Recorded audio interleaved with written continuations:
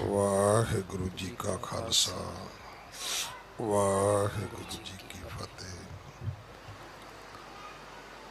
गुरु दर ते हाजिर गुरु सवारे खालसा जी, आप जी वडभागे हो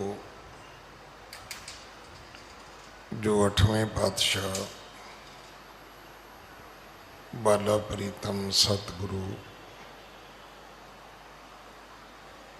जिस डिठै सब दुख जाए, इन्हां अजमतां वडियाइयां दे मालक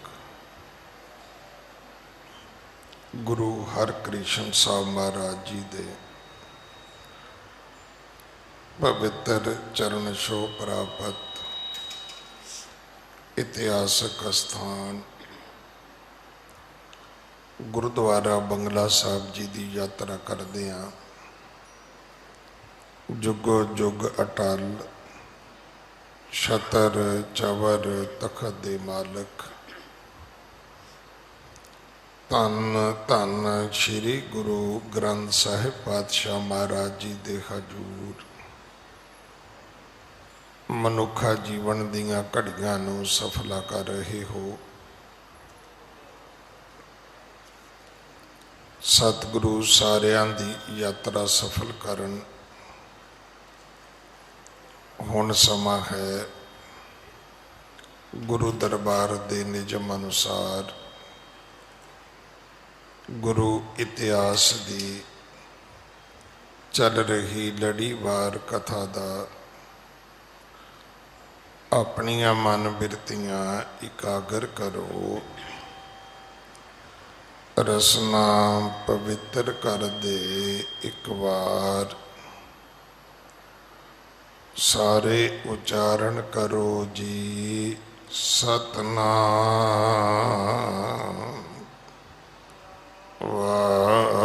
वाहिगुरु जी। ये इतिहास पहले पातशाह जाहर पीर जगत गुरु कल तारण आए श्री गुरु नानक देव महाराज जी का है। प्रसंग है गुरु नानक देव पातशाह महाराज संगलादीप गए ने, श्रीलंका गए ने, उथे लंबा समा रुके ने। उतों दे राजे शिवनाभ ने सतगुरां नूं सिमरिया सी।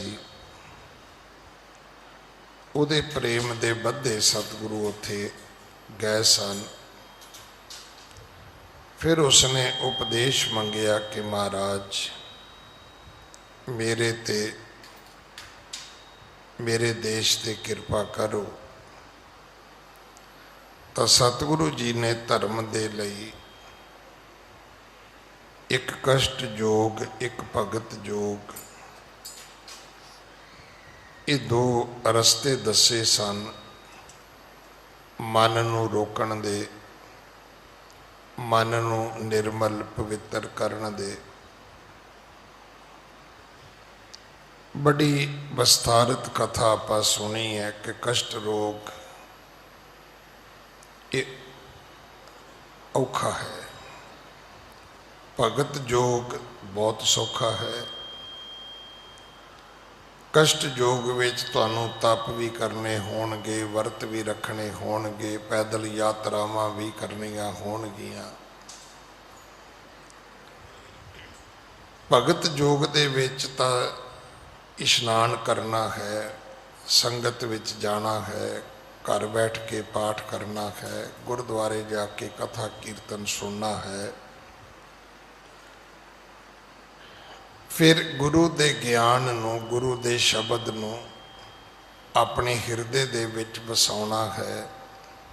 फिर उसकी विचार करके उसकी कमाई करनी है। ये सारे बचन आपां ने कल सुने ने। जो अगली कथा है कि शब्द विखै जब लगी समाद, तिसै वधावै तन मन साध। अष्ट जाम मन शब्द विखै जब, पूर्ण होत समाध भले तब। जदों अठों पैर सुरती शब्द विच रवे, समझ लेना कि ये समाधि है। कष्ट योग दे विच तुहानूं प्राणायाम भी करना पवेगा। कष्ट योग दे विच तुहानूं वखरे वखरे आसन भी करने पैणगे। भगत योग विच किसी चीज़ की जरूरत नहीं है, ध्यान ही समाधि है। अगली कथा आप जी बड़े प्यार दे नाल सरवण करो। हाँ जी। भगत जोग एह जानिए, कल मह पंथ सुखेना। भगत जोग ये जानी है, कल मैं पंथ सुखैन। अज कल युग के समय विच भगत जोग ही सुखैन है, यही सौखा है। दूसरा जिहड़ा रास्ता है वो ठीक नहीं है, ये रास्ता ठीक है। हुण वेखो ना, किसी वेले जग कीते जांदे सी, जग की व्याख्या बड़ी लंबी चौड़ी है। जिवें पिछे श्राद्ध लंघे, कला मेरे ते विश्वास नहीं करना, किसी सियाणे पंडित नूं बिठा के पूछना कि पंडित जी अगर श्राद्ध करना होवे ते उस श्राद्ध दे विच किहड़ी दाल सब्जी खीर किहड़ी चीज़ जिहड़ी वो पितरां नूं ज़्यादा चिर तृप्त करदी है। मतलब एक बारी खा लो तो 6 महीने भुख ही ना लगे, कोई है ऐसी चीज़? साढ़े कोल ते हैगियां ने। सवेरे उठ के खोए की पिन्नी खा लो, 10-11 वैसे ही वज जाते हैं। सफ़र ते जाना हो तो भी है, दुध विच आटा गुन लो तो चंगा घ्यो पा के परौंठे बना लो, भावें हफ्ता खाते रहा जे। सुक्की रोटी तो 2 घंटे बाद नहीं टुटनी तुहाडे कोलों। हर चीज़ का कोई ना कोई ढंग है। तुसी यकीन करना, जो मैनू दसिया है वो कहते जी सब तो उत्तम जिहड़ा श्राद्ध है वह है आमख का, मास का। असी एवें खिचड़ी रिन्न के कहने जी श्राद्ध कर दिओ जी। मैं तो रोज़ बेनती करदा भी साडे ये जिहड़ी अंध विश्वासता है, ये जिहड़ी कर्मकांडी जिंदगी है, जे तुसी किसी बंदे नूं बिठा लो तो फिर पिछों पता तुहानूं की लगना भी इहदा बेस ही कोई नहीं, इहदा थल्ला ही नहीं हैगा।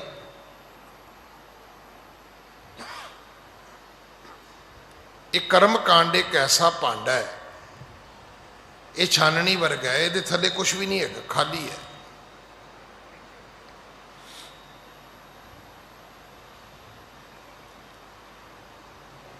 हुण जे पुछया जाए भी असी श्राद्ध करना है, पहली गल तो किहदे लई करना है जी? बापू लई करना है। बापू कित्थे है?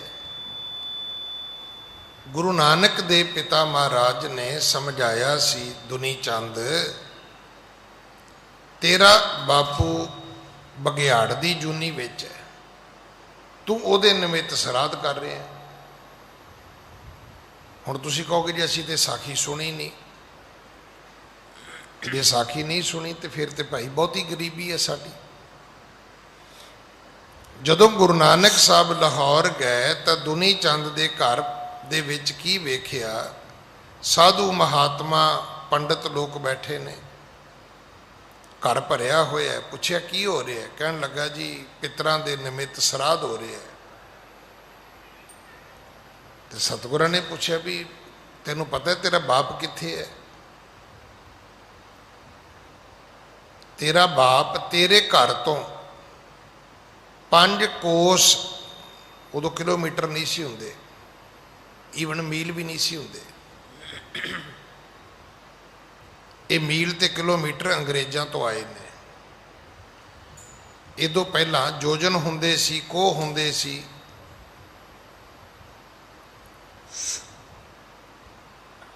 आख्या 5 को दूर तेरे घर तो एक झाड़ी दे थले बघियाड़ दी जूनी दे विच तेरा पिता सुता पिया है ते 4-5 दिन तो भुखा भी है, उन्होंने खाण लई मांस नहीं मिलिया।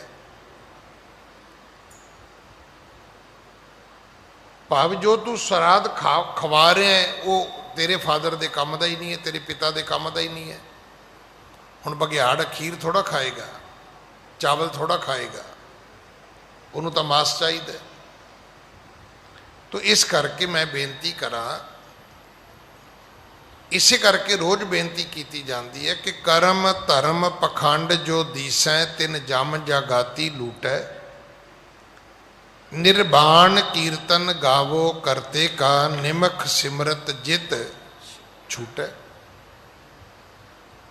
ये जिहड़े धर्म कर्म ने जिहड़े तुसी कर्म धर्म दे नां ते स्थापित कर दिते ने, ये फोकट ने, ये पखंड ने। तिन जम जागाती लूट है। गुरु नानक दे पिता जी ने राजे नूं समझाया कि राजा भगत जोग ये जानी है, कल मैं पंथ सुखैन। कलयुग दे विच सौखा जिहा पंथ है, सौखा जिहा रस्ता है। अज बंदियां दी उन्नी हिम्मत नहीं कि आप कहिए जी पैदल यात्रावां करो। हुण जिहड़े जांदे ने हेमकुंट साहब, जे तुहानूं उन्हां दी मैं यात्रा सुणावां, वो पहला हैलीकॉप्टर ते जांदे ने, दिल्लीओं कार ते जांदे ने, अगों हैलीकॉप्टर ते जांदे ने, अगों फिर अगों घोड़े ते चढ़ के जांदे ने। तो पुछो यात्रा कादी होगी बई? यात्रा सिर्फ पैदल होंदी है। यात्रा का मतलब ही ये है कि जिहड़ा तुसी अपने पैरों के नाल सफ़र उलंघना है वो यात्रा है। बाकी तो टूरिंग है, करो जिन्नी मर्जी करी जाओ, ट्रैवलिंग है जिन्नी मर्जी करी जाओ। अगर उन्होंने धर्म का बुरका पाउना है, अगर वो धर्म के तुसी बैनर लाने ने, तो पैदल तुरो। तो फिर जवाब ये होएगा जी फिर तो ज्ञानी जी ऊपर तो ना चढ़े।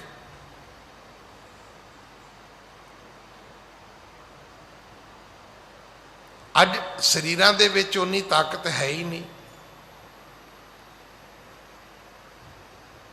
अज उन्नी शक्ति समर्था जीवां दे विच नहीं। इस करके सुखैन मार्ग जिहड़ा है वो भगत योग है। गुरु नानक दे पिता महाराज ने राजे शिवनाभ नूं, राजे दे जिहड़े उत्थे लोक ने, उन्होंने धर्मशाला दे विच बैठ के समझाया है। हाँ, कष्ट जोग दुस्तर है, होए न जेनं के ना। कष्ट जोग बहुत औखा है। वर्त रखने, धूणियां तौणियां, पानी विच जाके खलोना बहुत औखा है। हर बंदा नहीं कर सकता। अगर कहिए भी कष्ट वाले तरीके नाल बंदा, हर बंदा धर्म कमा सकता है, नहीं कमा सकता। अज भी लोग हैगे ने अमेरिका वर्गे मुल्क च मैं वेखे ने, वो गर्म पानी नाल नहीं नहाउंदे, पर हुण ये चीज़ सारिਆਂ ते किवें लागू कर दोगे तुसीं? बड़े लोग ने गर्म पानी नाल नहीं नहाउणा जी। हालांकि कोई धर्म दे विच झगड़ा नहीं है, एक ही है, कष्ट योग है। एक जिद है भी मैं ठंडे पानी नाल नहाउणा, भी नहा लो, जिहड़ा नहा सकदा, की इतराज भी की है। पर हर आदमी की ठंडे पानी नाल नहा सकदा? नहीं नहा सकता। इस करके जिहड़ा कष्ट योग है ये हर आदमी नहीं कमा सकता। हाँ, श्री गुरमुख ते सुन उपदेशु, हाथ जोर पग परेओ नरेशु। गुरु नानक दे पिता महाराज तो कष्ट जोग भगत जोग दोनों जोग सुने ने। राजे शिवनाभ ने हाथ जोड़े ने, गुरु नानक देव पिता महाराज दे चरना ते नमस्कार कीती है, मत्था टेके है। हाँ, सीखे हो चाहत जोग बेहोरी, रिदे लाल सा जाहे ना थोरी। अजे वो होर शिक्षा लेना चाहता है, वो होर चाहता है कि सच्चे बादशाह कृपा करन ते उपदेश देन। ਹੋਰ ਮਤ ਦੇਣ। ਗੁਰੂ ਦਾ ਅਖਰੀ ਅਰਥ ਜਿਹੜਾ ਹੈ ਉਹ ਗਿਆਨ ਦਾ ਦਾਤਾ ਹੈ ਭਾਈ। ਮੈਂ ਸਾਰੀ ਗੁਰੂ ਕੀ ਬਾਣੀ ਦਾ ਅਰਥ ਆਪ ਜੀ ਨਾਲ ਸਾਂਝਾ ਕਰਦਾ, ਕਿਉਂਕਿ ਗੁਰਬਾਣੀ ਨੇ ਹੀ ਸਾਨੂੰ ਦੱਸਿਆ ਹੈ ਕਿ ਜਿਹੜਾ ਦਾਤਾ ਹੈ ਉਹ ਇੱਕ ਹੈ, ਉਹ ਪਰਮਾਤਮਾ ਹੈ। दद्दा दाता एक है, दूसर नाहिन कोई दूसरा है ही नहीं भाई। एक रब तो बिना कोई दूजा रब नहीं है, एक रब तो बिना कोई देण वाला ही नहीं है। साडे ते ना एक भुलेखा पिया होया है भी एक राजा हुंदा जी, अगों राजे दे मंत्री हुंदे जी, मंत्रियों के वखरे वखरे डिपार्टमेंट हुंदे ने जी। वो जिहड़ी वंड प्रणाली वो साडे ऐसी दिमाग दे विच वसी है, इसे करके फिर उदां दे असीं नाम बना लए जी, जल देवता जी, अगन देवता जी, पवन देवता जी। वो पंजाब दे विच जिहड़ा पशु पालन मंत्री होवे ना, उहनूं स्टेट सैकटरी पशु मंत्री कही जांदा है। साडी भी हालत होई है। ये नहीं कि देवी देवते हो नहीं सकते, बिल्कुल हो सकते ने, पर देवी देवतियां नूं तुसीं रब दे शरीक बना के पेश नहीं कर सकते।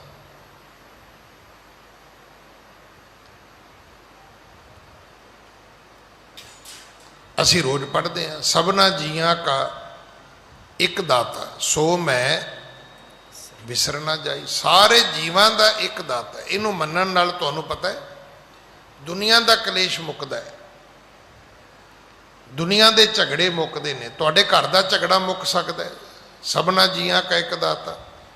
हुण असीं कहने जी वड्डे भरा नूं किवें वध मिल गया जी, भैन नूं वध किवें मिल गया जी, चाचे ताए किवें अगे लंघ गए जी। भी देण वाले दी मर्जी है। तुसीं किसी दे भागां दे, तुसीं किसी दे कर्मां दे, तुसीं किसी दे नसीब दे शरीक किवें हो सकदे हो? ना ही रब ने किसी को बनाया। सिर सिर रिजक संभाहे ठाकुर काहे मन भाव करया।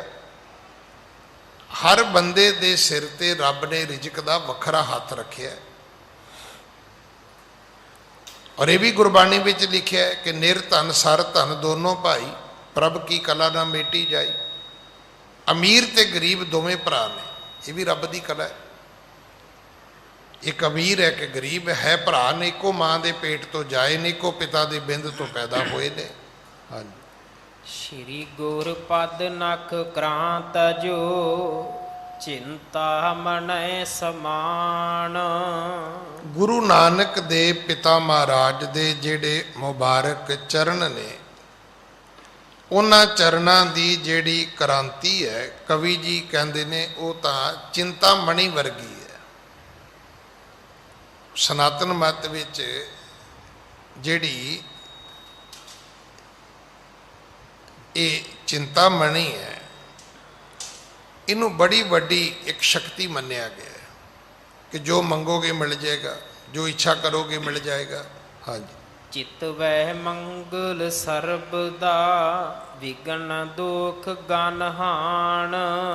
जेड़ा मनुख इस चिंता मणि नू गुरु दे चरना नू सिमरेगा, याद करेगा, चितवेगा, विघन दुख गनहान, उहदे जीवन दे सारे विघन, उहदे जीवन दियां सारियां रुकावटां मिट जाणगियां।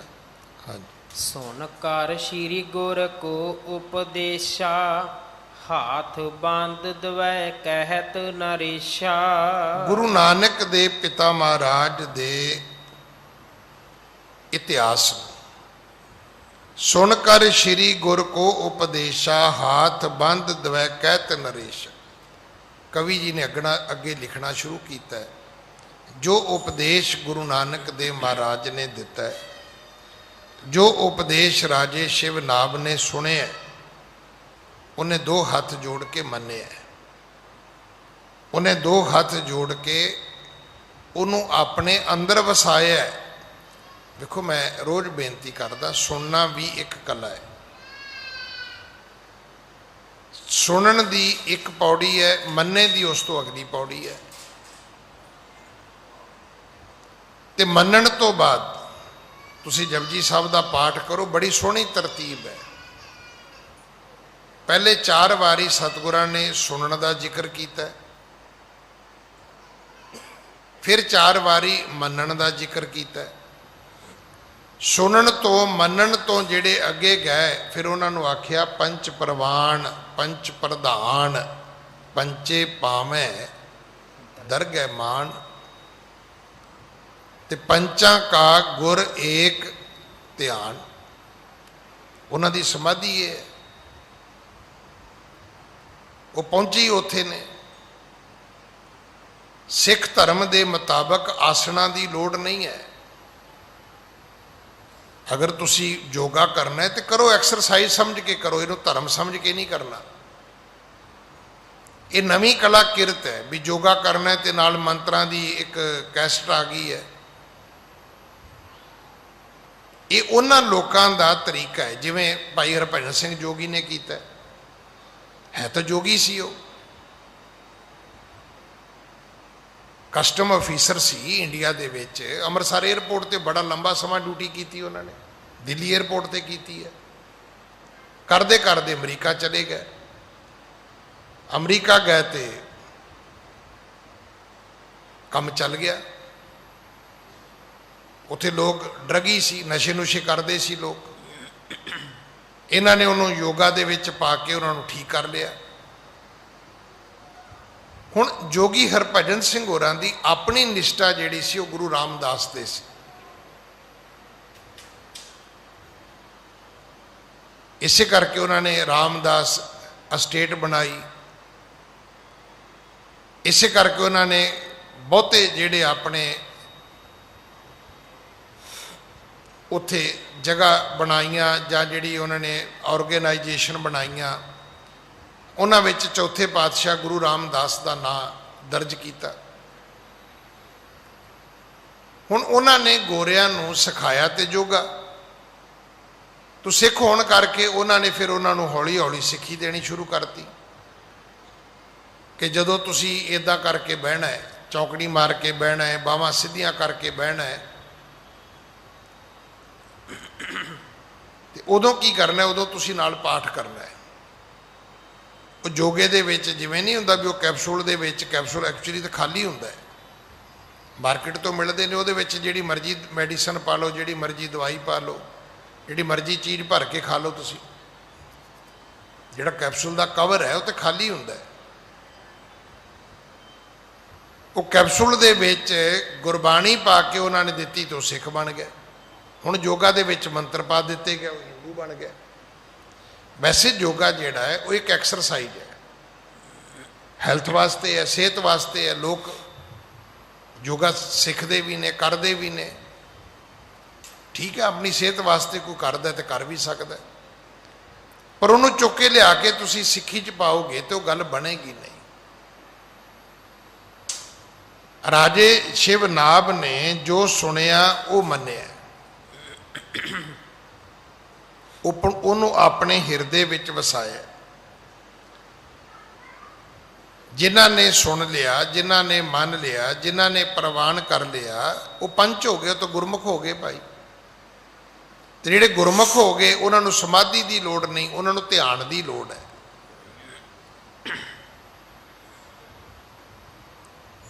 तो ध्यान की है? ध्यान ये है कि तुसी पहुंचना कित्थे चाहुंदे हो, ये चेता रखना। ध्यान तो तुहानूं बंदे का टारगेट समझ आ जाएगा।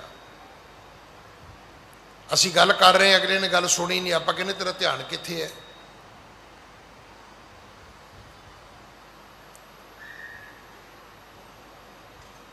ध्यान जिहड़ा है वो तुहानूं तुहाडे गोल तक लैके जाएगा।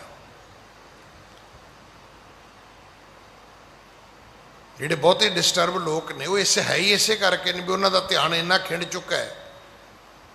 फिर वो आप ही भी कहते हैं, कहते जी कला बंदा की करे जी, ਕਦੇ ਮੈਨੂੰ ਇੱਧਰ ਧਿਆਨ ਕਰਨਾ ਪੈਂਦਾ, ਕਦੇ ਮੈਨੂੰ ਉੱਧਰ ਧਿਆਨ ਕਰਨਾ ਪੈਂਦਾ, ਕਦੇ ਮੈਨੂੰ ਉੱਧਰ ਧਿਆਨ ਕਰਨਾ ਪੈਂਦਾ। ਅਸਲ ਵਿੱਚ ਖੰਡਾਓ ਹੀ ਅਸ਼ਾਂਤੀ ਹੈ ਤੇ ਟਿਕਾਓ ਹੀ ਸ਼ਾਂਤੀ ਹੈ। ਪੀਸ ਕਿੱਥੇ ਹੈ? ਜਿੱਥੇ ਟਿਕਾਓ ਹੈ। ਜਿੱਥੇ ਖੰਡਾਓ ਹੈ ਉੱਥੇ ਕੀ ਹੈ? ਉੱਥੇ ਅਸ਼ਾਂਤੀ ਹੈ, ਉੱਥੇ ਅਫਰਾ ਤਫਰੀ ਹੈ, ਉੱਥੇ ਮਨ ਦਾ ਕਾਲਾਪਨ ਹੈ, ਉੱਥੇ ਹੀ ਮਨੁੱਖ ਚਿੜਚਿੜਾ ਹੋ ਜਾਂਦਾ ਹੈ, ਉੱਥੇ ਆਦਮੀ ਖਿਜਾ ਖਜਾਈ ਕਰਦਾ ਹੈ ਨਾ। ਜਿਹੜਾ ਸ਼ਾਂਤ ਆਦਮੀ ਉਹਨੂੰ ਕੀ ਲੋੜ ਹੈ ਇਸ ਗੱਲ ਦੀ ਖਿਜਾ ਖਜਾਈ ਕਰਨ ਦੀ? ਭਾਈ ਨਾਨਕ ਭਗਤਾ ਸਦਾ ਵਿਗਾਸ। ਭਗਤਾਂ ਦੇ ਤਾਂ ਹਿਰਦੇ ਹਮੇਸ਼ਾ ਖਿੜੇ ਰਹਿੰਦੇ ਨੇ, ਕਿਉਂਕਿ ਉਹਨਾਂ ਦਾ ਧਿਆਨ ਉਹਨਾਂ ਦੇ ਕੋਲ ਹੈ, ਉਹਨਾਂ ਦਾ ਧਿਆਨ ਖਿੰਡਿਆ ਨਹੀਂ ਹੈ। ਹਾਂਜੀ। ਮਨ ਨਿਰਮਲ ਕੇ ਮਾਰਗ ਦੋ, ਕਰੁਣਾ ਕਰ ਬਖਸ਼ੋ ਦੁਖ ਖੋ। ਰਾਜੇ ਨੇ ਬੇਨਤੀ ਕੀਤੀ, ਕਹਿਣ ਲੱਗਾ ਜੀ ਮੈਂ ਸਮਝ ਗਿਆ। ਮਨ ਨਿਰਮਲ ਕਰਨ ਦੇ ਦੋ ਤਰੀਕੇ ਨੇ, ਕਰੁਣਾ ਕਰ ਬਖਸ਼ੋ ਦੁੱਖ ਖੋ। ਕਹਿਣ ਲੱਗਾ ਜੀ ਹੁਣ ਤੁਸੀਂ ਆਪ ਹੀ ਮਾਰਗ ਦਰਸ਼ਨ ਕਰੋ ਤਾਂ ਕਿ ਦੁੱਖ ਚਲੇ ਜਾਣ। ਹਾਂ, ਆਪਸ਼ਨ ਹੈ ਤੁਹਾਡੇ ਕੋਲੇ। ਆਪਸ਼ਨ ਇਹ ਹੈ ਜਿਵੇਂ ਹੁਣ ਤੁਸੀਂ ਬਹਿ ਕੇ ਵੀ ਪਾਠ ਕਰ ਸਕਦੇ ਹੋ, ਤੇ ਤੁਹਾਡੀ ਇਹ ਵੀ ਮਰਜ਼ੀ ਵੀ ਤੁਸੀਂ ਕਿੱਡੀ ਨਾਲ ਪੁੱਠੇ ਲਟਕ ਕੇ ਕਰਨਾ, ਤੇ ਕੋਈ ਕੀ ਰੋਕ ਸਕਦਾ? ਕੋਈ। ਗੁਰੂ ਕਲਗੀਧਰ ਪਿਤਾ ਦੀ ਬਾਣੀ ਪੜ੍ਹੋ ਤੇ ਉਹ ਕਹਿੰਦੇ ਨੇ ਕਿ ਗਿੱਦੂਆ ਮਸਾਨ ਬਾਸ ਕਰਿਓ ਹੀ ਕਰਤ ਹੈ। ਪਾਠ ਗੁਰਦੁਆਰੇ ਵਿੱਚ ਬਹਿ ਕੇ ਵੀ ਹੋ ਸਕਦਾ, ਬੜੀਆਂ 'ਚ ਬਹਿ ਕੇ ਵੀ ਹੋ ਸਕਦਾ, ਪਰ ਇੱਕ ਗੱਲ ਦਾ ਧਿਆਨ ਰੱਖਣਾ, ਗਿੱਦੜ ਦਾ ਘੁਰਨਾ ਸਿਰਫ ਮੜੀਆਂ 'ਚ ਹੁੰਦਾ ਹੈ। ਜਿਹੜੇ ਗਿੱਦੜ ਹੁੰਦੇ ਨੇ ਨਾ, ਜਾਨਵਰਾਂ 'ਚ ਇੱਕ ਜਾਤੀ ਗਿੱਦੜ ਹੈ। ਗਿੱਦੜ ਹਮੇਸ਼ਾ ਹੀ ਕਬਰਾਂ 'ਚ ਰਹਿੰਦੇ ਨੇ, ਤੇ ਕੀ ਬ੍ਰਹਮ ਗਿਆਨੀ ਹੋ ਗਏ ਉਹ? ਕਬੀਰ ਹਰਿ ਕਾ ਸਿਮਰਨ ਛਾੜ ਕੇ ਰਾਤ ਜਗਾਵਣ ਜਾਏ, ਸਰਪਣ ਹੋਏ ਕੇ ਅਵਤਰੈ ਜਾਏ ਉਪਰਨੇ ਖਾਏ। ਰਾਤ ਰੱਬ ਨੇ ਸੌਣ ਵਾਸਤੇ ਦਿੱਤੀ ਸੀ, ਸੌਂ ਜਾਣਾ ਚਾਹੀਦਾ ਸੀ। ਇੱਥੇ ਮਾਈ ਰਾਤ ਨੂੰ ਸਾਰੇ ਟੱਬਰ ਨੂੰ ਸੁੱਤਾ ਛੱਡ ਕੇ ਹੌਲੀ ਹੌਲੀ ਚੋਰੀ ਚੋਰੀ ਮੜੀਆਂ 'ਚ ਪਹੁੰਚ ਗਈ, ਰਾਤ ਜਗਾਵਣ ਜਾਏ। ਤੇ ਭਗਤ ਜੀ ਕੀ ਕਹਿੰਦੇ ਨੇ? ਕਹਿੰਦੇ ਅਗਲੀ ਜੂਨੀ ਇਹਨੂੰ ਸੱਪ ਦੀ ਮਿਲੇਗੀ। ਜਿਹੜੀਆਂ ਮਾਈਆਂ ਰਾਤ ਨੂੰ ਮੜੀਆਂ 'ਚ ਬਹਿੰਦੀਆਂ ਨੇ, ਜਾ ਕੇ ਦੀਵੇ ਜਗਾਉਂਦੀਆਂ ਨੇ, ਮੇਰੀ ਬੇਨਤੀ ਧਿਆਨ ਨਾਲ ਸੁਣ ਲੈਣਾ, ਅਗਲਾ ਜਨਮ ਤੁਹਾਨੂੰ ਸੱਪ ਦਾ ਮਿਲਣਾ ਹੈ। ਤੇ ਕੀ ਕਰੋਗੀਆਂ? ਜਾਏ ਉਪਰਨੇ ਖਾਏ। ਗੁੱਸਾ ਕਰਨ ਦੀ ਲੋੜ ਨਹੀਂ ਹੈ ਕਿ ਗਿਆਨੀ ਜੀ ਨੇ ਕੀ ਕਹਿਤਾ ਜੀ। ਭਗਤ ਕਬੀਰ ਜੀ ਦਾ ਸ਼ਲੋਕ ਮੈਂ ਤੁਹਾਨੂੰ ਸੁਣਾ ਰਿਹਾ। ਹਾਂ, ਅਗਲਾ ਕੰਮ ਕੀ ਹੋਏਗਾ? ਸੱਪਣੀ ਜਿੰਨੇ ਬੱਚੇ ਪੈਦਾ ਕਰਦੀ ਹੈ ਤਕਰੀਬਨ ਸਾਰੇ ਆਪੇ ਹੀ ਖਾ ਜਾਂਦੀ ਹੈ। ਸਾਡੇ 'ਚ ਬੜੇ ਲੋਕ ਨੇ, ਆਪਾਂ ਉਹਨਾਂ ਤੋਂ ਸਰਬੱਤ ਦੇ ਭਲੇ ਦੀ ਆਸ ਕਰਦੇ ਹੋ ਤਾਂ ਆਪਣੇ ਬੱਚੇ ਖਾ ਜਾਂਦੇ ਨੇ। ਜਿਹੜੀ ਸਿਆਸਤ ਹੈ ਨਾ, ਇਹਦੇ ਬਾਰੇ ਇੱਕ ਵਰਡ ਯੂਜ਼ ਕੀਤਾ ਜਾਂਦਾ, ਕਹਿੰਦੇ ਬੱਚੇ ਖਾਣੀ ਸਿਆਸਤ ਹੈ। ਇੱਥੇ ਲੋਕਾਂ ਨੇ ਇਸ ਲਾਲਚ ਵਿੱਚ ਆਪਣੇ ਪਰਿਵਾਰ ਨਿਗਲਣਾ ਹੈ, ਤੇ ਪੂਰੀ ਪ੍ਰਕਿਰਤੀ ਦੇ ਜੀਵਾਂ ਦੇ ਵਿੱਚ, ਹਾਲਾਂਕਿ ਮੱਛੀ ਵੀ ਮੱਛੀ ਨੂੰ ਖਾਂਦੀ, ਵੱਡੀ ਛੋਟੀ ਨੂੰ ਖਾਂਦੀ ਹੈ, ਪਰ ਉਹਦਾ ਦ੍ਰਿਸ਼ਟਾਂਤ ਘੱਟ ਹੈ। ਵੱਡਾ ਦ੍ਰਿਸ਼ਟਾਂਤ ਸੱਪ ਦਾ ਹੈ ਕਿ ਸੱਪਣੀ ਜਿਹੜੀ ਹੈ ਉਹ ਜਾਏ ਉਪੰਨੇ ਖਾਏ। ਜਾਏ ਦਾ ਅਰਥ ਪੈਦਾ ਕੀਤੇ, ਉਪੰਨੇ ਦਾ ਅਰਥ ਆਪਣੇ ਪੈਦਾ ਕੀਤੇ ਨੂੰ ਆਪ ਹੀ ਖਾ ਜਾਂਦੀ ਹੈ। ਕਬੀਰ ਹਰਿ ਕਾ ਸਿਮਰਨ ਛੱਡ ਕੇ ਅਹੋਈ ਰਾਖੇ ਨਾਰ।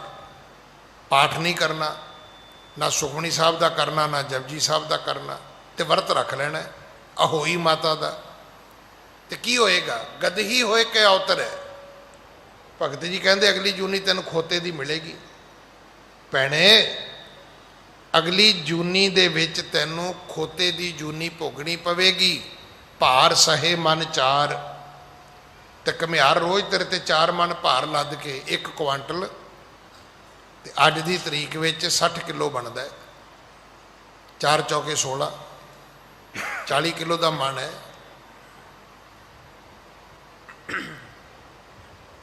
ਰੋਜ਼ ਪੌਣੇ 2 ਕੁਆਂਟਲ ਭਾਰ ਚੁੱਕ ਕੇ ਤੁਰਨਾ ਪਏਗਾ ਤੈਨੂੰ। ਇਸ ਕਰਕੇ ਵਰਤ ਨਾ ਰੱਖ, ਮੜੀਆਂ 'ਚ ਜਾ ਕੇ ਦੀਵੇ ਨਾ ਜਗਾ। ਜੇ ਕਰ ਸਕਦੀ ਹੈ ਤੇ ਆਪਣੇ ਬੱਚਿਆਂ ਦੇ ਭਲੇ ਲਈ, ਆਪਣੇ ਭਲੇ ਲਈ, ਆਪਣੇ ਪਰਿਵਾਰ ਦੇ ਭਲੇ ਲਈ ਪਾਠ ਕਰਿਆ ਕਰ।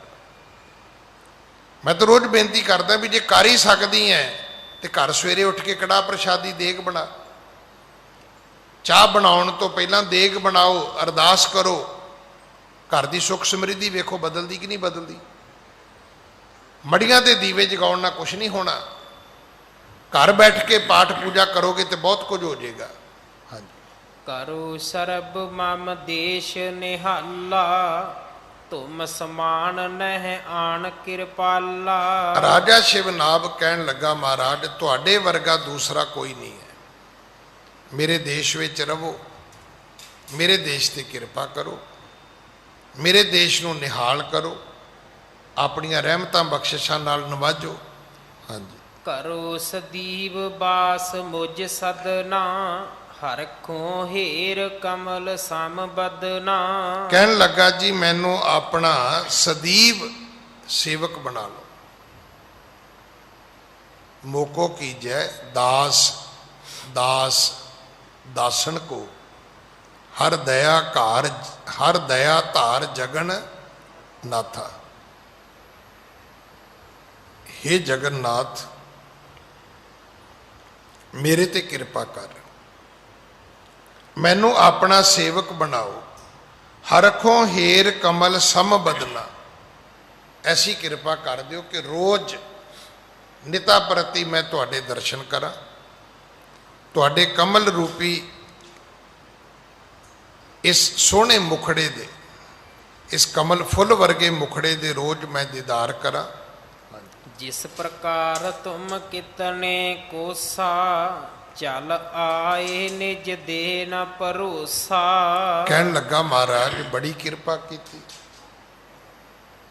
ਤੁਸੀਂ ਹਜ਼ਾਰਾਂ ਕੋਸ ਚੱਲ ਕੇ ਆਏ ਹੋ ਆਪਣੇ ਧਰਤੀ ਤੋਂ, ਆਏ ਹੋ ਸਾਨੂੰ ਭਰੋਸਾ ਦੇਣ ਵਾਸਤੇ, ਸਿਦਕ ਦੇਣ ਵਾਸਤੇ, ਰੱਬ ਦਾ ਵਿਸ਼ਵਾਸ ਦੇਣ ਵਾਸਤੇ ਆਏ ਹੋ। ਅੱਜ ਅਗਰ ਅਸੀਂ ਕੋਈ ਚੀਜ਼ ਗਵਾਈ ਹੈ ਤੇ ਪਤਾ ਕੀ ਹੈ, ਉਹ ਫੇਥ ਹੈ। ਕੱਲਾ ਧਰਮ 'ਚ ਨਹੀਂ, ਜ਼ਿੰਦਗੀ 'ਚ ਵੀ ਗਵਾ ਲਿਆ ਹੈ। ਪਤੀ ਨੂੰ ਪਤਨੀ ਤੇ ਕੋਈ ਨਹੀਂ, ਪਤਨੀ ਨੂੰ ਪਤੀ ਤੇ ਕੋਈ ਨਹੀਂ। ਐਵੇਂ ਥੋੜਾ ਘਰ 'ਚ ਸੀਸੀ ਕੈਮਰੇ ਲੱਗ ਰਹੇ ਨੇ, ਇੱਕ ਦੂਜੇ ਦੇ ਫੋਨ ਮੋਬਾਈਲ 'ਚ ਚੈੱਕ ਹੋ ਰਹੇ ਨੇ। ਮਾਂ ਪਿਓ ਨੂੰ ਬੱਚਿਆਂ ਤੇ ਕੋਈ ਨਹੀਂ, ਬੱਚਿਆਂ ਨੂੰ ਮਾਂ ਪਿਓ ਤੇ ਕੋਈ ਨਹੀਂ। ਇਹ ਮਤ ਸੋਚਣਾ ਵੀ ਬੰਦੇ ਨੂੰ ਰੱਬ ਤੇ ਵਿਸ਼ਵਾਸ ਨਹੀਂ ਹੈ, ਹੁਣ ਬੰਦੇ ਨੂੰ ਆਪਣੇ ਆਪ ਤੇ ਵੀ ਨਹੀਂ ਹੈ।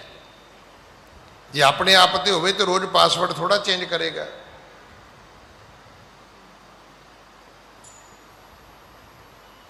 ਹੁਣ ਸਾਨੂੰ ਕਿਸੇ ਤੇ ਭਰੋਸਾ ਨਹੀਂ ਹੈ। ਮੈਂ ਉਹ ਦਿਨ ਵੇਖੇ ਨੇ, ਸੜਕ ਤੇ ਜਾ ਰਹੇ ਆ, ਮਗਰੋਂ ਟਰੈਕਟਰ ਵਾਲਾ ਆ ਗਿਆ, ਕਾਰਾਂ ਤੇ ਹੁੰਦੀਆਂ ਹੀ ਨਹੀਂ ਸੀ, ਆਵਾਜ਼ ਮਾਰਨੀ, ਕਾਕਾ ਚੱਲਣਾ ਹੀ, ਬਹਿ ਜਾ, ਟਰਾਲੀ 'ਚ ਬਹਿ ਜਾ। ਸਾਈਕਲ ਤੇ ਜਾਂਦੇ ਬੰਦੇ ਨੇ ਪੁੱਛਣਾ ਕਿ ਜਾਣਾ ਹੀ। ਤੇ ਅੱਜ ਹਾਲਾਤ ਇਹ ਨੇ ਕਿ ਤੁਹਾਨੂੰ ਕੋਈ ਹੱਥ ਵੀ ਕਰੇ ਤੇ ਬਿਠਾਇਓ ਨਾ। ਅਗਰ ਤੁਹਾਨੂੰ ਕੋਈ ਹੱਥ ਵੀ ਕਰੇ, ਮੈਂ ਜਦੋਂ ਨਵਾਂ ਨਵਾਂ ਅਮਰੀਕਾ ਕੈਨੇਡਾ ਇੰਗਲੈਂਡ ਜਾਣ ਲੱਗਾ ਤੇ ਹੁੰਦਾ ਹੀ ਸੀਗਾ ਵੀ ਇਹਨੇ ਵੀ ਸਮਾਨ ਫੜਾਤਾ, ਉਹਨੇ ਵੀ ਸਮਾਨ ਫੜਾਤਾ। ਤੇ ਜਦੋਂ 5-7 ਬੰਦੇ ਤਿਹਾੜ ਜੇਲ੍ਹ ਪਹੁੰਚ ਗਏ ਵੀ ਅਗਲਿਆਂ ਨੇ ਮਠਿਆਈ ਦੇ ਬਹਾਨੇ ਵਿੱਚ ਪਾ ਕੇ ਮਾਲ ਫੜਾਤਾ ਵੀ ਇਹ ਸਾਡਾ ਲੈ ਜਿਓ ਜੀ, ਤੇ ਮੁੜ ਕੇ ਆਪ ਫੜਨ ਦੀ ਥਾਂ ਤੇ ਹਰ ਬੰਦੇ ਨੂੰ ਮੈਂ ਕਹਿਣਾ ਵੀ ਭਰਾਵਾ ਕਿਸੇ ਦਾ ਸਮਾਨ ਨਾ ਫੜੀ। ਕੋਈ ਮੈਨੂੰ ਕਵੇ ਨਾ ਵੀ ਮਠਿਆਈ ਲੈ ਕੇ ਜਾਣੀ ਹੈ ਤੇ ਮੈਂ ਕਹਿੰਦਾ ਹੁੰਦਾ ਜੀ ਮੈਨੂੰ ਮਠਿਆਈ ਦੱਸ ਦਿਓ ਕਿਹੜੀ ਲਵਾਂਗਾ, ਮੈਂ ਆਪ ਤੁਹਾਡਾ ਪੈਕਿੰਗ ਡੱਬਾ ਨਹੀਂ ਲੈ ਕੇ ਜਾਵਾਂਗਾ। ਮੈਨੂੰ ਕਿਹੜਾ ਦੁਕਾਨਾਂ ਨਹੀਂ ਪਤਾ, ਮੈਂ ਲੈ ਜਾਵਾਂਗਾ 500। ਜੇ ਮੈਂ ਤੁਹਾਡਾ ਸਮਾਨ ਚੁੱਕ ਸਕਦਾ ਤੇ 500-700 ਜਾਂ 1000 ਰੁਪਈਆ ਵੀ ਖਰਚ ਲਾਂਗਾ, ਪਰ ਤੁਸੀਂ ਦੇ ਕੇ ਜਾਓ ਤੇ ਮੈਂ ਲੈ ਕੇ ਜਾਵਾਂ, ਬਿਲਕੁਲ ਨਹੀਂ ਲੈ ਕੇ ਜਾਵਾਂਗਾ। ਬੰਦੇ ਨੇ ਆਪਣਾ ਵਿਸ਼ਵਾਸ ਗਵਾ ਲਿਆ। ਤੁਹਾਨੂੰ ਪਤਾ 1984 ਤੋਂ ਪਹਿਲਾਂ ਕਿਸੇ ਮੁਲਕ ਦਾ ਵੀਜ਼ਾ ਨਹੀਂ ਸੀ ਹੁੰਦਾ। ਇੰਗਲੈਂਡ ਵੀ ਵੀਜ਼ਾ ਜਿਹੜਾ ਸੀ ਔਨ ਅਰਾਈਵਲ ਸੀਗਾ, ਪਰ ਜਦੋਂ ਅਸੀਂ ਝੂਠੀਆਂ ਭੈਣਾਂ, ਝੂਠੇ ਭਰਾ, ਝੂਠੇ ਬੱਚੇ, ਹੁਣ ਤੇ ਹਾਲਾਤ ਇਹ ਬਣੇ ਨੇ, ਤੁਸੀਂ ਜਾ ਕੇ ਐਮਬੈਸੀ ਕਹੋ ਮੁੰਡਾ ਮੇਰਾ ਹੈ, ਉਹ ਕਹਿੰਦੇ ਜਾ ਪਹਿਲਾਂ ਟੈਸਟ ਕਰਾ ਕੇ ਲਿਆ।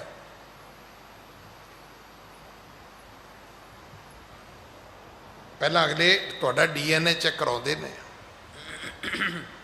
ਇਹ ਵੀ ਚੰਗਾ ਹੋਇਆ ਵੀ ਜਿੰਨਾ ਜਿੰਨਾ ਬੰਦਾ ਬੇਈਮਾਨ ਹੁੰਦਾ ਗਿਆ ਉਨੀ ਉਨੀ ਸਾਇੰਸ ਤਰੱਕੀ ਕਰਦੀ ਗਈ। ਜੇ ਅਸੀਂ ਬੇਈਮਾਨ ਹੋਏ ਆ ਤੇ ਅਗਲਿਆਂ ਨੇ ਤੁਹਾਡੀਆਂ ਅੱਖਾਂ ਦੇ ਵੀ, ਤੁਹਾਡੇ ਫਿੰਗਰ ਦੇ ਵੀ ਉਹਨਾਂ ਨੇ ਪ੍ਰਿੰਟ ਲੈਣੇ ਸ਼ੁਰੂ ਕਰ ਦਿੱਤੇ ਵੀ ਆ ਜਾਓ ਇੱਧਰ।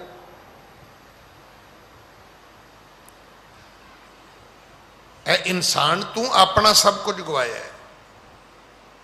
ਰਾਜਾ ਸ਼ਿਵਨਾਬ ਕਹਿੰਦਾ ਹੈ, ਗੁਰੂ ਨਾਨਕ ਜੀ ਤੁਸੀਂ ਹਜ਼ਾਰਾਂ ਕੋਸ ਚੱਲ ਕੇ ਸਾਨੂੰ ਭਰੋਸਾ ਦੇਣ ਆਏ ਹੋ, ਅਸੀਂ ਕਿੱਥੇ ਪਹੁੰਚੇ ਹਾਂ। ਇੱਕ ਆਦਮੀ ਕਹਿੰਦਾ ਹੈ ਵੀ ਕੋਈ ਆਇਆ ਗੁਰਦੁਆਰੇ, कहता मैं ये क्या देख रहा हूँ। वो कहता क्या देख रहे हो। कहता गुरुद्वारे में गोलक के ऊपर जिंदरा लगा हुआ है, यहाँ भी चोरी का डर है। वो कहता भरावा ये तो पैसे ने आ तेन बाहर विखाई, असी तो जुत्ती भी टोकड़ते रखते नहीं तो भी चुक के लै जाते हैं लोग। बंदिया तू खुद चोर होयो, तेरा विश्वास चला गया। जिस घर में आए हो गुरु जी कोई गल कहते ने, सतगुरु कहते थिर घर बैसो हर जन प्यारे, सतगुरु तुमरे वो भरोसा दे घर। हुक्म है 20 विसवे गुर का मन माने, सो सेवक परमेश्वर की गत जाने। हर बंदा ही कही जाता जी राम जपो जी ऐसे ऐसे, ध्रुव प्रहलाद जपियो हर जैसे। वो सोचते होने भी उन्होंने भी हेयर कटिंग कराई सी, आप भी करा लांगे। उन्हें किहड़ा कशहरा पाया सी, आप भी बच जाएंगे। उन्हें किहड़ा कृपान चुकी सी, आप भी बच जाएंगे। कि भगत प्रहलाद वांगू राम राम कह सकते हो तुसी। भगत प्रहलाद नूं ओहदा बाप कहंदा है, ओहदी मां कहंदी है तू राम कहन की छोड़ बाण। वो मेरा पुत्रा है, तेरा प्यो जालम है, ये राक्षस है हरनाकश, ये तेनों मार देगा। ते पुत्र तू राम ना कह, की फर्क पैंदा है। तू राम कहन की छोड़ बाण। मां कहती है वो ना पुत्र कह मार दूंगा तेनों।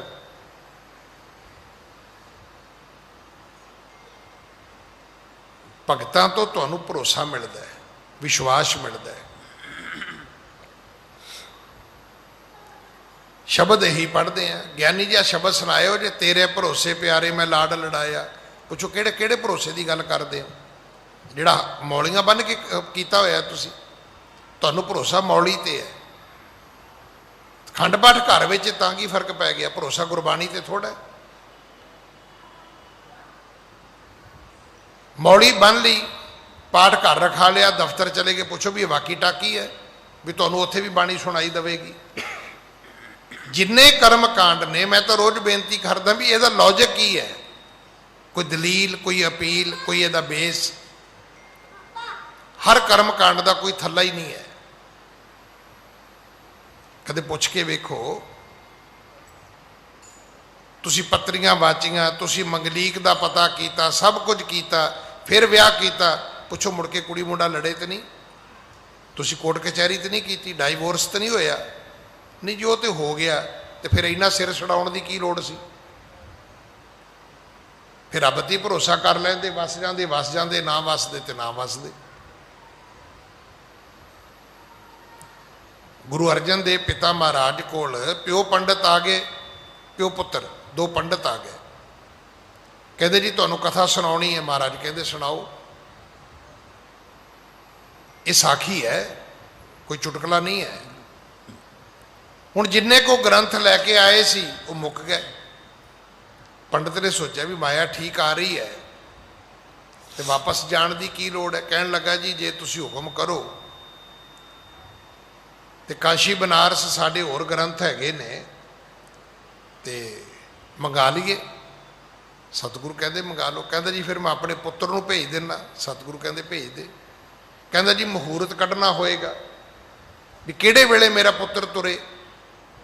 सतगुरु कहते मुहूर्त कढ़ लो। कहन लगा जी उहदे लई समग्री चाहिदी है, घ्यो चाहिदा है, चंदन चाहिदा है। सतगुरु कहते वो भी मंगा लो। हुण पंडित ने हवन बना लिया।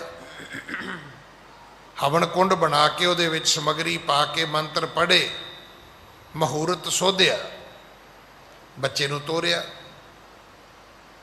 ਬੱਚਾ ਤੁਰ ਗਿਆ। ਜਦੋਂ ਸ਼ਾਮ ਨੂੰ ਪਿਛਲੇ ਪੈਰ ਕਥਾ ਹੋਣ ਲੱਗੀ ਤੇ ਉਹ ਮੁੰਡਾ ਫਿਰ ਪੰਡਤ ਜੀ ਦੇ ਕੋਲ ਬੈਠਾ ਤੇ ਸਤਿਗੁਰੂ ਕਹਿਣ ਲੱਗੇ, ਪੰਡਤ ਜੀ ਕਾਕਾ ਗਿਆ ਨਹੀਂ? ਕਹਿੰਦਾ ਜੀ ਗਿਆ ਸੀ। ਕਹਿੰਦੇ ਫਿਰ ਕੀ ਹੋਇਆ? ਕਹਿੰਦੇ ਜੀ ਰਾਜ ਖੋਤਾ ਹਿਣਕ ਪਿਆ। ਜਦੋਂ ਅੰਮ੍ਰਿਤਸਰੋਂ ਨਿਕਲਣ ਲੱਗਾ ਤੇ ਅੱਗੋਂ ਖੋਤਾ ਮਿਲ ਗਿਆ ਘੁਮਿਆਰਾਂ ਦਾ, ਉਹ ਖੋਤਾ ਹਿਣਕ ਪਿਆ, ਉਹ ਬਦਸਗਣੀ ਹੋ ਗਈ, ਵਾਪਸ ਆ ਗਿਆ। ਸਤਿਗੁਰੂ ਕਹਿੰਦੇ ਚੁੱਕੋ ਆਪਣੇ ਗ੍ਰੰਥ, ਚੱਲੋ। ਜੇ ਇੰਨੇ ਮੰਤਰ ਖੋਤੇ ਦੇ ਹਿਣਕਣ ਨਾਲ ਹੀ ਕੈਂਸਲ ਹੋ ਗਏ ਨੇ ਤੇ ਗਾਂ ਕਿੱਥੋਂ ਤੱਕ ਚੱਲਣਗੇ? ਜਿਹੜੀ ਚੀਜ਼ ਤੁਹਾਡੀ ਇਦਾਂ ਨਹੀਂ ਚੱਲਦੀ, ਉਹਨੂੰ ਇਹ ਸੋਚੋ ਵੀ ਇਹ ਪਰਲੋਕ ਤੱਕ ਚੱਲੇਗੀ, ਇਹ ਤੁਹਾਡੀ ਆਤਮਾ ਨੂੰ ਅੱਗੇ ਤੱਕ ਸੁੱਖ ਦੇਵੇਗੀ? ਨਹੀਂ ਭਾਈ, ਫਿਰ ਇਹਨਾਂ ਚੀਜ਼ਾਂ ਦਾ ਕੋਈ ਲਾਭ ਨਹੀਂ। ਤੇ ਜੇ ਇਹ ਸੱਚ ਹੈ ਵੀ ਜੋ ਰੱਬ ਨੇ ਕਰਨਾ ਉਹੀ ਹੋਣਾ ਹੈ, ਤੇ ਫਿਰ ਗੁਰੂ ਨਾਨਕ ਦੀ ਗੱਲ ਮੰਨ ਲਓ ਭਾਈ। ਬਾਣੀ ਪੜ੍ਹਿਆ ਕਰੋ, ਚੰਗੇ ਕੰਮ ਕਰਿਆ ਕਰੋ, ਜੋ ਹੋਣਾ ਹੈ ਉਹ ਤਾਂ ਹੋਣਾ ਹੀ ਹੋਣਾ ਹੈ। ਮਤਲਬ ਸਾਇੰਸ ਦੇ, ਗਿਆਨ ਦੇ, ਵਿਗਿਆਨ ਦੇ, ਟੈਕਨੋਲੋਜੀ ਦੇ ਮੂੰਹ ਤੇ ਇਸ ਤੋਂ ਵੱਡੀ ਕਿਹੜੀ ਚਪੇੜ ਹੋ ਸਕਦੀ ਹੈ ਵੀ 6 ਮਹੀਨੇ ਹੋ ਗਏ ਦੁਨੀਆ ਨੂੰ ਸੁਰਤ ਨਹੀਂ ਆ ਰਹੀ ਕਰੋਨੇ ਕਰਕੇ। ਉਹ ਕਹਿੰਦੇ ਜੀ ਅਸੀਂ ਆਹ ਲੱਭ ਲਿਆ ਜੀ, ਉਹ ਲੱਭ ਲਿਆ ਜੀ, ਉਹ ਲੱਭ ਲਿਆ, ਤੇ ਛੱਡੋ ਤੁਸੀਂ, ਕਰੋਨਾ ਲੱਭਿਆ ਤੁਹਾਨੂੰ। ਇਸ ਤੋਂ ਵੱਡੀ ਕਿਹੜੀ ਚਪੇੜ ਕੁਦਰਤ ਦੇ ਮੂੰਹ ਤੇ ਹੈ ਰੱਬ ਦਾ ਭੇਦ ਕੋਈ? ਇੰਨੀ ਫਰੋਲਾ ਫਰਾਲੀ ਵਿਗਿਆਨ ਨੇ ਕੀਤੀ, ਸਾਇੰਸ ਨੇ ਕੀਤੀ, ਅਰਬਾਂ ਖਰਬਾਂ ਡਾਲਰ ਇੱਕ ਸਾਲ ਦੇ ਖਰਚ ਹੁੰਦੇ ਨੇ, ਪਰ 6 ਮਹੀਨੇ ਹੋ ਗਏ ਅਜੇ ਤੱਕ ਸੁਰਤ ਨਹੀਂ ਆ ਰਹੀ ਆਪਾਂ ਨੂੰ। ਮਰਜ਼ बढ़ता ਗਿਆ ਜੂੰ ਜੂੰ ਦੁਆ ਕਰਤੇ। ਇਹਦਾ ਅਰਥ ਇਹ ਨਹੀਂ ਕਿ ਅਸੀਂ ਗਿਆਨ ਛੱਡ ਦਈਏ, ਵਿਗਿਆਨ ਛੱਡ ਦਈਏ, ਸਾਇੰਸ ਛੱਡ ਦਈਏ, ਪੜ੍ਹਾਈ ਛੱਡ ਦਈਏ, ਅਸੀਂ ਕੰਮ ਛੱਡ ਦਈਏ। ਨਹੀਂ, ਸਭ ਕੁਝ ਕਰੋ, ਪਰ ਇੱਕ ਗੱਲ ਦਾ ਧਿਆਨ ਰੱਖੋ ਕਿ ਭਰੋਸਾ ਰੱਬ ਤੇ ਕਰੋ, ਗੁਰੂ ਗ੍ਰੰਥ ਸਾਹਿਬ ਤੇ ਕਰੋ, ਭਰੋਸਾ ਧਰਮ ਤੇ ਕਰੋ, ਅੰਧ ਵਿਸ਼ਵਾਸ ਤੇ ਭਰੋਸਾ ਨਾ ਕਰੋ। ਤਿਸੀ ਪ੍ਰਕਾਰ ਰਹਿਣ ਅਬ ਕੀਜੈ, ਸਰਬ ਦੇਸ਼ ਉਪਦੇਸ਼ੈ ਦੀਜੈ। ਜਿਸ ਪ੍ਰਕਾਰ ਤੁਮ ਕਿਤਨੇ ਕੋਸਾ, ਚੱਲ ਆਏ ਨਿਜ ਦੇਣ ਭਰੋਸਾ। ਹਜ਼ਾਰਾਂ ਮੀਲ ਚੱਲ ਕੇ ਗੁਰੂ ਨਾਨਕ ਤੁਸੀਂ ਸਾਨੂੰ ਭਰੋਸਾ ਦੇਣ ਵਾਸਤੇ ਆਏ ਹੋ, ਤਾਂ ਕਿਰਪਾ ਕਰੋ। ਤਿਸੀ ਪ੍ਰਕਾਰ ਰਹਿਣ ਅਬ ਕੀਜੈ, ਸਰਬ ਦੇਸ਼ ਉਪਦੇਸ਼ੈ ਕੀਜੈ। ਤੇ ਫਿਰ ਕਿਰਪਾ ਕਰੋ, ਸਾਰੇ ਦੇਸ਼ ਨੂੰ ਉਪਦੇਸ਼ ਦਿਓ, ਹੁਣ ਇੱਥੇ ਹੀ ਰਹੋ। ਤੁਸੀਂ ਜੋ ਕਹੋਗੇ ਅਸੀਂ ਮੰਨਾਂਗੇ, ਜੋ ਕਹੋਗੇ ਅਸੀਂ ਕਰਾਂਗੇ। ਹਾਂਜੀ। ਪ੍ਰੇਮ ਬਿਨੈ ਸਨ ਬਾਣੀ ਸੁਣ ਕੈ, ਪਗ ਪਾਹੁਲ ਦੀਨੀ ਸਿੱਖ ਗੁਣ ਕੈ। ਗੁਰੂ ਨਾਨਕ ਦੇ ਪਿਤਾ ਇਤਨੇ ਪ੍ਰਸੰਨ ਹੋਏ ਕਿ ਸੰਗਲਾ ਦੀਪ ਦੀ ਪਰਜਾ ਨੂੰ, ਲੋਕਾਂ ਨੂੰ, ਰਾਜੇ ਸ਼ਿਵ ਨਾਭ ਨੂੰ ਸਤਿਗੁਰਾਂ ਨੇ ਆਪਣੀ ਚਰਨ ਪਹੁਲ ਬਖਸ਼ੀ, ਅੰਮ੍ਰਿਤ ਬਖਸ਼ ਦਿੱਤਾ, ਸਿੱਖੀ ਬਖਸ਼ ਦਿੱਤੀ, ਨਿਹਾਲ ਕਰ ਦਿੱਤੇ। ਧਰਮਸਾਲ ਮੈਂ ਕੀਨ ਬਸੇਰਾ, ਸਰਬ ਦੇਸ਼ ਹੋਵਤ ਪਾਚੇਰਾ। ਜਿੰਨਾ ਚਿਰ ਸਤਿਗੁਰੂ ਰਹੇ ਉਸ ਧਰਮਸ਼ਾਲਾ ਵਿੱਚ ਰਹੇ। ਹੌਲੀ ਹੌਲੀ ਪੂਰੇ ਦੇਸ਼ ਦੇ ਲੋਕ ਸਿੱਖੀ ਦੇ ਮਾਰਗ ਤੇ ਚੱਲੇ। ਭੂਪਤ ਜੋਗ ਦੇਨ ਕੇ ਕਾਜਾ, ਪ੍ਰਾਣ ਸੰਗਲੀ ਗ੍ਰੰਥ ਸੁਸਾਜਾ। ਇੱਥੇ ਇੱਕ ਜ਼ਿਕਰ ਆਉਂਦਾ ਹੈ ਗ੍ਰੰਥ ਦਾ ਕਿ ਪ੍ਰਾਣ ਸੰਗਲੀ, ਵੈਸੇ ਉਹਨੂੰ ਪੁਰਾਤਨ ਸਾਖੀ ਕਰਕੇ ਲਿਖਿਆ ਗਿਆ ਹੈ, ਪੁਰਾਤਨ ਜਨਮ ਸਾਖੀ, ਕਿ ਇੱਥੇ ਜਿਹੜਾ ਸਤਿਗੁਰੂ ਨੇ ਉਪਦੇਸ਼ ਦਿੱਤਾ, ਰਾਜੇ ਨੇ ਉਹਨੂੰ ਲਿਖਵਾਇਆ। ਉਹ ਸਿੱਖਿਆਵਾਂ ਜਿਹੜੀਆਂ ਸੀ ਉਹਦਾ ਇੱਕ ਛੋਟਾ ਜਿਹਾ ਗ੍ਰੰਥ ਤਿਆਰ ਕੀਤਾ ਗਿਆ। ਹਾਂਜੀ। 113 ਧਿਆਏ ਬਖਾਨੇ, ਜਹ ਪੜ ਜੋਗ ਕਲਾ ਸਭ ਜਾਣੇ। ਇਹਦੇ ਵਿੱਚ ਜ਼ਿਕਰ ਆਉਂਦਾ ਹੈ ਕਿ ਉਹਦੇ ਜਿਹੜੇ ਅਧਿਆਏ ਸੀ ਉਹ 113 ਸੀ। ਜੇ ਪੜ ਜੋਗ ਕਲਾ ਸਭ ਜਾਣੇ, ਜਿਹਦੇ ਤੋਂ ਪੜਨ ਤੋਂ ਪਤਾ ਲੱਗਦਾ ਸੀ ਵੀ ਕਸ਼ਟ ਜੋਗ ਕੀ ਹੈ ਤੇ ਭਗਤ ਜੋਗ ਕੀ ਹੈ, ਤਾਂ ਕਿ ਦ੍ਰਿੜ ਹੋ ਸਕੇ ਵੀ ਭਗਤ ਜੋਗ ਹੀ ਠੀਕ ਹੈ। ਦੂਜਾ ਔਖਾ ਰਸਤਾ ਹੈ, ਦੁਸ਼ਟਰ ਰਸਤਾ ਹੈ, ਬਿਖਮ ਮਾਰਗ ਹੈ। ਸੁਖੈਨ ਮਾਰਗ ਜਿਹੜਾ ਹੈ ਉਹ ਸਿੱਖੀ ਦਾ ਮਾਰਗ ਹੈ। ਹਾਂਜੀ। ਦੇ ਕਰ ਸੋ ਸੰਤੋ ਅਵਨੀਪਾ, ਬੋਲੇ ਪੁਣ ਬੇਦੀ ਕੁਲ ਦੀਪਾ। ਇਸ ਤਰ੍ਹਾਂ ਸਤਿਗੁਰੂ ਜੀ ਨੇ ਉਹ ਜਿਹੜਾ ਗ੍ਰੰਥ ਸੀ ਉਹ ਰਾਜੇ ਸ਼ਿਵਨਾਭ ਨੂੰ ਹੀ ਸੌਂਪ ਦਿੱਤਾ। ਉਹ ਜਿਹੜੀ ਪੋਥੀ ਲਿਖੀ ਗਈ ਉਹ ਵਾਪਸ ਨਹੀਂ ਲੈ ਕੇ ਆਂਦੀ। ਜਬ ਸਿੱਖ ਕੋ ਆਵੇ ਹਮ ਦੇਸ਼ੂ, ਜਾਚੈ ਤੁਮ ਪੈ ਦੇਹੋ ਨਰੇਸ਼ੂ। ਰਾਜਨ, ਇੱਕ ਸਮਾਂ ਆਏਗਾ ਕਿ ਸਾਡੇ ਦੇਸ਼ ਤੋਂ ਕੋਈ ਸਿੱਖ ਤੁਹਾਡੇ ਕੋਲ ਆਏਗਾ, ਉਦੋਂ ਤੁਸੀਂ ਇਹ ਜਿਹੜਾ ਗ੍ਰੰਥ ਹੈ ਇਹ ਤੁਸੀਂ ਉਸ ਨੂੰ ਭੇਟਾ ਕਰ ਦੇਣਾ, ਸਮਰਪਿਤ ਕਰ ਦੇਣਾ। ਕਦੇ ਸਮਾਂ ਆਏਗਾ ਕੋਈ ਸਿੱਖ ਲੈਣ ਵਾਸਤੇ ਆਏਗਾ, ਤੁਸੀਂ ਉਸ ਨੂੰ ਦੇ ਦੇਣਾ। ਹਾਂਜੀ। ਚਿਰੰਕਾਲ ਪੁਨ ਕੀਨ ਬਸੇਰਾ, ਭਇਓ ਸੁਦੇਸ਼ ਨਿਹਾਲ ਕਨੇਰਾ। ਇਸ ਤਰ੍ਹਾਂ ਸਤਿਗੁਰੂ ਬੜਾ ਲੰਬਾ ਸਮਾਂ ਉੱਥੇ ਠਹਿਰੇ, ਪੂਰੇ ਦੇਸ਼ ਦੇ ਜੀਵਾਂ ਨੂੰ ਨਿਹਾਲ ਕੀਤਾ। ਹਾਂਜੀ। ਭਗਤ ਜੋਗ ਹਠ ਜੋਗ ਜਦੋਊ, ਕੀਏ ਪਰਪੱਕ ਭੂਪ ਮਨ ਸੋਊ। ਦੋਵੇਂ ਜੋਗ ਦ੍ਰਿੜ ਕਰਾ ਦਿੱਤੇ ਵੀ ਔਖਾ ਰਸਤਾ ਇਹ ਹੈ ਤੇ ਸੌਖਾ ਰਸਤਾ ਇਹ ਹੈ। ਭਾਈ ਇਹ ਜ਼ਰੂਰੀ ਹੈ, ਜਿਹੜੀ ਕੰਪੈਰੀਟਿਵ ਸਟੱਡੀ ਹੈ ਨਾ, ਇਹ ਬਹੁਤ ਜ਼ਰੂਰੀ ਹੈ। ਜੇ ਨਹੀਂ ਤੁਸੀਂ ਕਰੋਗੇ ਤੁਹਾਨੂੰ ਭੁਲੇਖਾ ਹੀ ਰਹੇਗਾ ਵੀ ਪਤਾ ਨਹੀਂ ਹਿੰਦੂ ਧਰਮ ਕਿੰਨਾ ਕੁ ਸੌਖਾ ਹੈ, ਮੁਸਲਮਾਨ ਧਰਮ ਕਿੰਨਾ ਕੁ ਸੌਖਾ ਹੈ, ਕ੍ਰਿਸਚਨ ਧਰਮ ਕਿੰਨਾ ਕੁ ਸੌਖਾ ਹੈ, ਜਾਂ ਜਿਵੇਂ ਸਾਡੀ ਸਾਰਿਆਂ ਦੀ ਹਾਲਤ ਹੈ ਕਿ ਦੂਜੇ ਦੀ ਮਾਇਆ ਤੇ ਆਪਣੀ ਅਕਲ ਸਾਰਿਆਂ ਨੂੰ ਹੀ ਵੱਡੀ ਲੱਗਦੀ ਹੈ। ਇਦਾਂ ਹੀ ਹੈ। ਹਮੇਸ਼ਾ ਸਾਨੂੰ ਦੂਜੇ ਦੇ ਘਰ ਇਦਾਂ ਹੀ ਲੱਗਦਾ ਵੀ ਇਹ ਪਤਾ ਨਹੀਂ ਕਿੰਨਾ ਕੁ ਸੁਖੀ ਹੋਏਗਾ, ਪਰ ਜੇ ਸਾਰੇ ਘਰ ਪੜ੍ਹੇ ਹੋਣ, ਵੇਖੇ ਹੋਣ, ਫਿਰ ਤਸੱਲੀ ਹੋਏਗੀ। ਤਸੱਲੀ ਨਹੀਂ, ਗੌਰਵ ਹੋਏਗਾ, ਸਵੈਮਾਨ ਹੋਏਗਾ ਕਿ ਜਿਹੜੀ ਸਿੱਖੀ ਗੁਰੂ ਨਾਨਕ ਨੇ ਮੈਨੂੰ ਦਿੱਤੀ ਹੈ ਇਹ ਦੁਨੀਆ 'ਚ ਕਿਸੇ ਕੋਲ ਨਹੀਂ ਹੈ। ਹਾਂਜੀ। ਸਿੱਖੀ ਪ੍ਰਗਟੀ ਦੇ ਸਮਝਾਰੇ, ਸ਼੍ਰੀ ਸਤਿਗੁਰੂ ਕੋ ਜਾਪ ਉਚਾਰੇ। ਸਿੱਖੀ ਪੂਰੇ ਦੇਸ਼ ਵਿੱਚ ਵਧੀ, ਹਰ ਪਾਸੇ ਸੰਗਲਾ ਦੀਪ ਦੇ ਲੋਕ ਜਿਹੜੇ ਨੇ ਉਹ ਵਾਹਿਗੁਰੂ ਦਾ, ਇੱਕ ਨਿਰੰਕਾਰ ਦਾ, ਇੱਕ ਪਰਮਾਤਮਾ ਦਾ ਜਾਪ ਕਰਦੇ ਨੇ। ਹੁਣ ਉਸ ਵੇਲੇ ਜਾਪ ਕੀ ਸੀ? ਜਾਤੇ ਹੀ ਸੀ ਕਿ ਬੋਲ ਭਾਈ ਮਰਦਾਨਿਆ ਸਤ ਕਰਤਾਰ, ਜਾਂ ਜਿਹੜਾ ਸਤਿਗੁਰੂ ਜੀ ਨੇ ਬਚਨ ਉਚਾਰਿਆ ਸੀ ਸਤਨਾਮ, ਜਿਹਦਾ ਭਾਈ ਗੁਰਦਾਸ ਜੀ ਨੇ ਜ਼ਿਕਰ ਵੀ ਕੀਤਾ ਕਿ ਕਲਯੁਗ ਬਾਬੇ ਤਾਰਿਆ, ਸਤਨਾਮ ਪੜ ਮੰਤਰ ਸੁਣਾਇਆ। ਹਾਂਜੀ। ਭਾ ਸ਼ਿਵ ਨਾਭ ਅਦਕ ਪਰਤਾਪਾ, ਝੜ ਕਰ ਸਭ ਸ਼ਤਰਨ ਕੋ ਖਾਪਾ। ਰਾਜੇ ਸ਼ਿਵ ਨਾਭ ਦਾ ਉਸ ਤੋਂ ਬਾਅਦ ਪ੍ਰਤਾਪ ਵੀ ਬਹੁਤ ਵਧਿਆ, ਕਦੇ ਫਿਰ ਕੋਈ ਸ਼ਤਰੂ ਉਹਨੂੰ ਵਿਜੇ ਨਹੀਂ ਕਰ ਸਕਿਆ, ਸਗੋਂ ਦੁਨੀਆ ਦੇ ਵਿੱਚ ਉਹਦਾ ਰਾਜ ਪ੍ਰਤਾਪ ਵੀ ਵਧਿਆ। ਹਾਂਜੀ। ਧਰਮਸ਼ਾਲ ਮੈਂ ਦੇਗ ਵਿਸਾਲਾ, ਘਰ ਵਾਹਵੈ ਸਤਿਗੁਰੂ ਕਿਰਪਾਲਾ। ਸਤਿਗੁਰੂ ਦਾ ਹੁਕਮ ਸੀ ਵੀ ਧਰਮਸ਼ਾਲਾ ਵਿੱਚ ਦੇਗ ਰੋਜ਼ ਤਿਆਰ ਹੋਣੀ ਚਾਹੀਦੀ ਹੈ। ਦੇਗ ਦਾ ਮਤਲਬ ਕੇਵਲ ਕੜਾ ਪ੍ਰਸ਼ਾਦ ਨਹੀਂ, ਲੰਗਰ,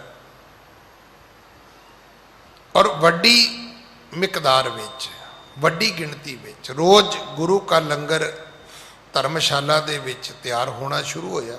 ਹਾਂਜੀ। ਮਨ ਅਕੀਸ ਜਹ ਲਾਉਣ ਮਿਲਾਏ, ਇਤੋਂ ਆਹਾਰ ਹੋਏ ਸਭ ਖਾਏ। 21 ਮਣ ਨਮਕ, 21 ਮਣ ਲੂਣ, ਕਹਿੰਦੇ ਉਸ ਧਰਮਸ਼ਾਲਾ ਦੇ ਵਿੱਚ ਰੋਜ਼ ਲੰਗਰ ਵਿੱਚ ਪੈਂਦਾ ਸੀ। ਹੁਣ ਇੱਥੇ ਕਨਫਿਊਜ਼ ਨਹੀਂ ਹੋਣਾ। ਹੁਣ ਅੱਜ 21 ਮਣ ਦਾ ਅਰਥ ਕਰੋਗੇ, ਅੱਜ ਮਣ 40 ਕਿਲੋ ਦਾ ਹੈ, ਪਰ ਇਹ ਅੰਗਰੇਜ਼ਾਂ ਤੋਂ ਆਇਆ। ਇਸ ਤੋਂ ਪਹਿਲਾਂ ਮਣ ਹੁੰਦਾ ਸੀ ਸੇਰ, ਕਿਲੋ ਨਹੀਂ ਸੀ ਹੁੰਦੇ, ਉਹਦੇ ਵਿੱਚ ਸੇਰ ਹੁੰਦੇ ਸੀ। ਮਤਲਬ ਜਦੋਂ ਅੰਗਰੇਜ਼ ਇੰਡੀਆ ਵਿੱਚ ਨਹੀਂ ਆਏ ਤਾਂ ਉਸ ਵੇਲੇ ਸਮਝ ਲੈਣਾ ਕਿ ਅੰਗਰੇਜ਼ ਜਦੋਂ ਤੱਕ ਨਹੀਂ ਆਏ ਤੇ ਸਾਡੇ ਮੁਲਕ 'ਚ ਕਿਲੋ ਦਾ ਤੋਲ ਹੀ ਨਹੀਂ ਸੀ ਹੁੰਦਾ। ਇਹ ਲੀਟਰ, ਕਿਲੋ, ਇਹ ਕੇਜੀ, ਇਹ ਮੀਲ, ਇਹ ਕਿਲੋਮੀਟਰ, ਇਹ ਸਾਰਾ ਕੁਝ ਅੰਗਰੇਜ਼ ਲੈ ਕੇ ਆਏ ਨੇ। ਸਾਡੇ ਵਿੱਚ ਉਸ ਤੋਂ ਪਹਿਲਾਂ ਕੀ ਸੀਗਾ? ਇਹ ਮਿੰਟ, ਸਕਿੰਟ, ਘੰਟੇ, ਘੜੀਆਂ, ਇਹ ਅੰਗਰੇਜ਼ ਲੈ ਕੇ ਆਏ ਨੇ। ਸਾਡੇ ਵਿੱਚ ਤਾਂ ਖਿਣ ਸੀ, ਪਲ ਸੀ, ਚਸੇ ਸੀ, ਘੜੀਆਂ ਸੀ, ਪੈਰ ਸੀ। ਤੋਲ ਦਾ ਪੈਰਾਮੀਟਰ ਹੀ ਇਹ ਸੀਗਾ।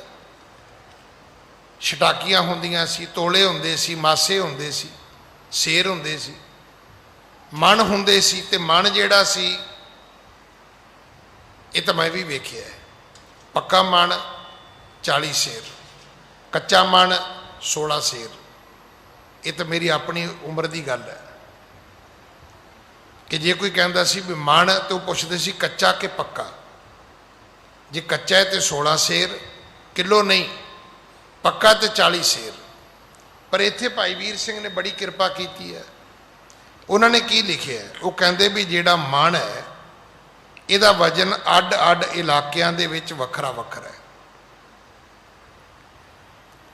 ਉਹ ਕਹਿੰਦੇ ਨੇ ਈਰਾਨ ਦੇ ਵਿੱਚ, ਈਰਾਨ ਮੁਲਕ ਹੈ, ਈਰਾਨ ਦੇ ਵਿੱਚ 1 ਸੇਰ ਤੇ 10 ਛਟਾਕ ਦਾ ਮਣ ਹੈ। 1 ਸੇਰ ਤੇ 10 ਛਟਾਕੀਆਂ, ਇੰਨੇ ਭਾਰ ਨੂੰ ਈਰਾਨੀ ਲੋਕ ਮਣ ਕਹਿੰਦੇ ਸੀ। ਅੱਗੇ ਜਿਹੜੇ ਤਬਰੇਜੀ ਨੇ, ਤਬਰੇਜੀ ਲੋਕ ਜਿਹੜੇ ਨੇ, ਉਹ 3.25 ਸੇਰ ਨੂੰ ਮਣ ਕਹਿੰਦੇ ਸੀ। 3.25 ਸੇਰ ਦਾ ਵੇਟ ਹੋਵੇ, ਭਾਰ ਹੋਵੇ, ਤੇ ਉਹਨੂੰ 1 ਮਣ ਕਹਿੰਦੇ ਸੀ। ਹੁਣ ਇੱਥੇ ਗਿਆਨੀ ਭਗਵਾਨ ਸਿੰਘ ਦਾ ਉਹਨਾਂ ਜ਼ਿਕਰ ਕੀਤਾ ਵੀ ਉਹ 2.5 ਸੇਰ ਨੂੰ ਮਣ ਕਹਿੰਦੇ ਸੀ। ਜਿਵੇਂ 16 ਸੇਰ ਦਾ ਕੱਚਾ ਮਣ, 40 ਸੇਰ ਦਾ ਪੱਕਾ ਮਣ। ਹੁਣ ਉਹ ਜਿਹੜਾ ਮਣ ਹੈ, ਈਰਾਨ ਦਾ ਹੋਰ ਹੈ, ਤਬਰੇਜ਼ ਦਾ ਹੋਰ ਹੈ। ਗਿਆਨੀ ਭਗਵਾਨ ਸਿੰਘ ਕਹਿੰਦੇ ਨੇ ਉਹ ਹੋਰ ਹੈ। ਜਿਹੜੇ ਮੁਸਲਮਾਨ ਕੰਟਰੀ ਹੋਏ ਨੇ, ਉਹਨਾਂ ਦੇ ਵਿੱਚ ਮਣ ਜਿਹੜਾ ਹੋਇਆ ਉਹ 1 ਸੇਰ ਤੇ